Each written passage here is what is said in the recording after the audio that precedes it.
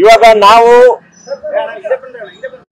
ನಮ್ಮ ಬೆಂಗಳೂರು ಮಿನಿಸ್ಟರ್ ಡಿ.ಕೆ. ಶಿವಕುಮಾರ್ ಡಿ.ಸಿ.ಎಂ ಹತ್ರ ಬಂದ್ಬಿಟ್ಟು ಚರ್ಚೆ ಮಾಡಿದ್ವಿ. ಬೆಂಗಳೂರಿನ ವಿಷಯ ಬಗ್ಗೆ ನಾವು ಚರ್ಚೆ ಮಾಡಿದ್ವಿ. ಅವರಿಗೆ ಕೇಳಿದ್ವಿ ಏನಂದ್ರೆ, ಅವರು ನಮ್ಮ ಬೆಂಗಳೂರಿನ ಒಂದು ಹೀರೋ ಆಗ್ಬೇಕು, ಬೆಂಗಳೂರಿಗೆ ಮುಂದೆ ತಗೊಬೇಕು. ಬೆಂಗಳೂರು ಭಾರತ ದೇಶದಲ್ಲೇ ಬಹಳ ಒಂದು ಉತ್ತಮ ದೇಶ, ಉತ್ತಮ ಒಂದು ಸಿಟಿ. ಬೆಂಗಳೂರಲ್ಲಿ per capital income $15,000. Bangalore is the richest city in India. Bangalore is a global city. Bangalore is the science city. Bangalore is the startup city. Bharat ದೇಶದಲ್ಲಿ ಮುಂದೆ ಏನಾಗುತ್ತೋ ಬೆಂಗಳೂರಲ್ಲಿ ದಿನಾಗ್ಲೂ ಆಗ್ತಾ ಇದೆ.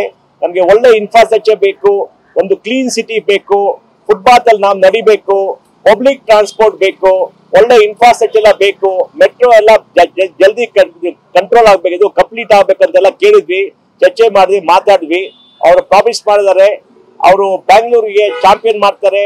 ಇನ್ನ 6 ತಿಂಗಳು 8 ತಿಂಗಳಲ್ಲಿ ನೀವು ಡೆವಲಪ್ಮೆಂಟ್ ನೋಡ್ತೀರಾ, ಅವ್ರು ಪರ್ಸನಲ್ ಆಗಿ ಎಲ್ಲ ನೋಡ್ಬಿಟ್ಟು ಮಾಡ್ತೀವಿ ಅಂತ ನಮ್ಗೆಲ್ಲ ಹೇಳಿದ್ದಾರೆ.